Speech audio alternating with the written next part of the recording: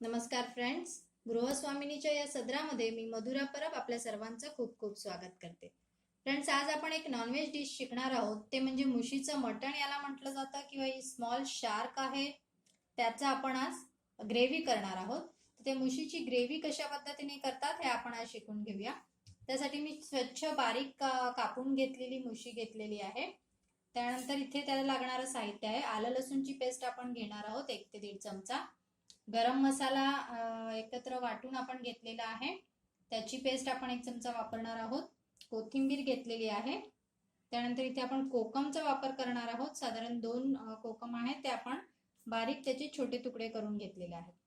कांदा आहे अर्धा, त्यानंतर 8-10 कढीपत्त्याची पानं आहेत, टोमॅटो आहे अर्धा, मीठ चवीपुरतं घालणार आहोत, तेल आहे आणि गरम सामानामध्ये आपण हळदीचा वापर करणार आहोत आणि आपण इथे मालवणी मसाला वापरणार आहोत. आपण लाल तिखट अवेलेबल असेल तर आपण त्याचा वापर करू शकता.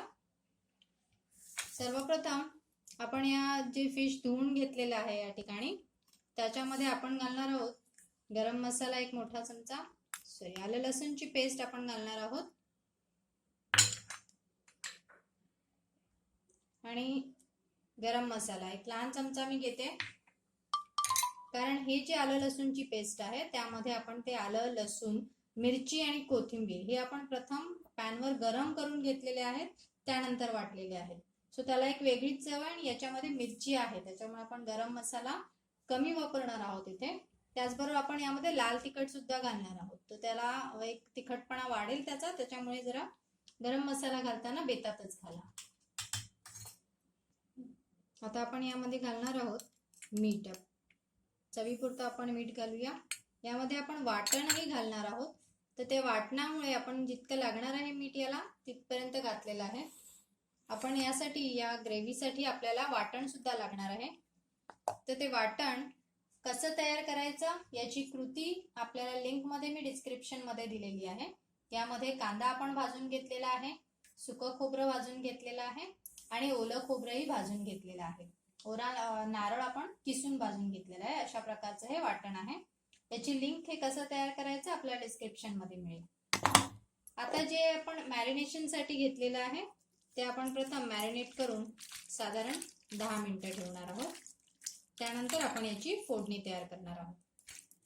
व्यवस्थित त्याला मॅरिनेट होईल असं आपण करून ठेवूया. अशा पद्धतीने आपण याला सेट होण्यासाठी साधारण 10 ते 15 मिनिटं ठेवणार आहोत. आता या मॅरिनेशनला सेट होऊन साधारण 10 मिनिटं झालेली आहेत. आता आपण याला लगेच फोडणीला घेऊया. मी या बाजूला कढई तापत ठेवलेली आहे, तर त्यामध्ये आता मी तेल घालणार आहे. साधारण 1 मोठा चमचा तेल लागेल याला. कढई आपण थोडी गरम व्हायला देतोय.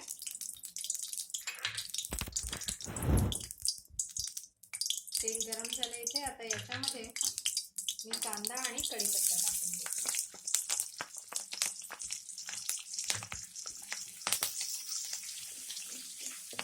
आपण थोडंसं ब्राऊन करून घेऊया कांद्याला.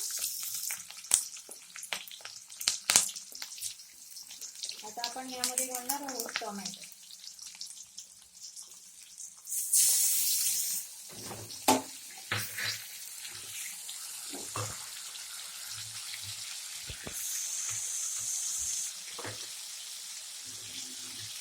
आता हे मिश्रण एकत्र झालेलं आहे. फोडणी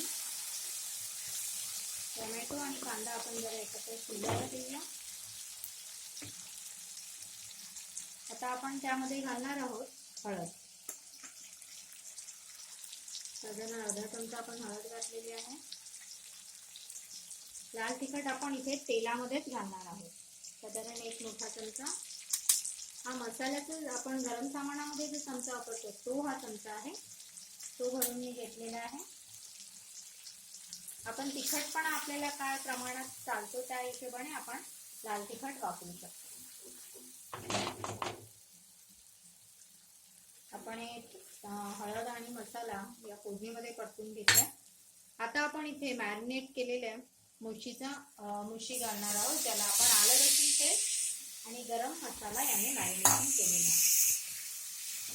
गॅस मी कमी करून घेते आता आणि मिश्रण व्यवस्थित मिक्स करून घेऊया.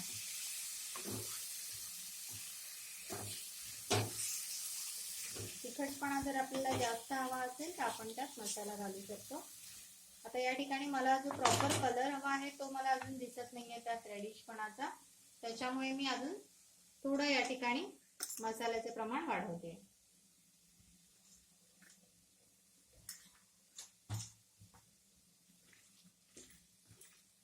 आता या मिश्रणाला आपण साधारण वाफ यायला दिली आहे. गॅस मी थोडा कमी ठेवलाय आणि आपण याला एक वाफ काढून घेऊया. आपण यामध्ये मॅरिनेशनच्या वेळेस मीठ टाकलेलं आहे.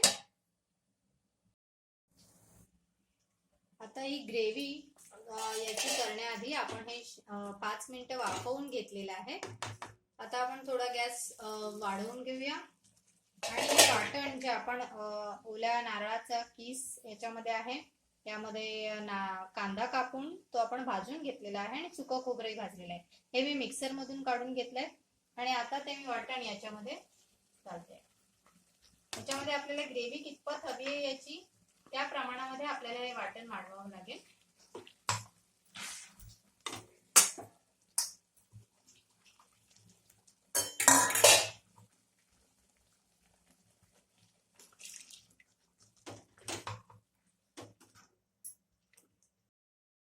आता या मुशीमध्ये आपण पाणी घालून त्याची ग्रेव्ही आपल्याला हवी तेवढी करून घेतलेली आहे. आता यामध्ये आपल्याला कोकम घालायचे. उकळी येता येता कोकम आपण हे बारीक तुकडे केले आहेत ते आपण घालून घेतोय. ही साधारण 2 कोकम मी बारीक तोडून घेतलेले आहेत. त्याच्यामध्ये आधीच आपण टोमॅटोचा वापर केलेला आहे, त्याच्यामुळे 2 कोकम यामध्ये सफिशियंट होतील. त्याचबरोबर येथे आपण थोडीशी कोथिंबीर वरतून चिरून घेऊया आणि थोडीशी आपण गार्निशिंग साठी ठेवलेली आहे. एक उकळी आल्यानंतर मुशीचं मटण किंवा ही मुशी तयार होईल सर्विंग साठी. ही लगेच शिजणारी फिश आहे. हा व्हिडिओ एंड होता फ्रेंड्स, आपण माझा चॅनल लाईक आणि सबस्क्राईब करायला विसरू नका. आपल्या कमेंट्स ज्या पद्धतीने मी सांगते अपेक्षित आहेत, यामध्ये आपल्याही काही टिप्स असतील तर त्या मलाही घ्यायला आवडतील. आपण या रेसिपीज नक्की करून पहा, आपल्याला नक्की आवडतील. अशा पद्धतीने या मुशीला आता उकळी आलेली आहे आणि ती पूर्णपणे शिजलेली आहे. मी गॅस बंद करून घेते आणि या ठिकाणी मी सर्व केलेली आहे आपल्यासाठी. आपण पाहू शकता अशा प्रकारे याची थिकनेस होणार आहे. गार्निशिंग साठी मी इथे थोडीशी कोथिंबीर वरतून फेकते आहे. फ्रेंड्स, आपण ही नक्की रेसिपी ट्राय करा, आपल्याला नक्की आवडेल. आपले कमेंट्स माझ्यापर्यंत पोहोचवा आणि माझ्या चॅनलला सबस्क्राईब करायला विसरू नका. थँक्यू.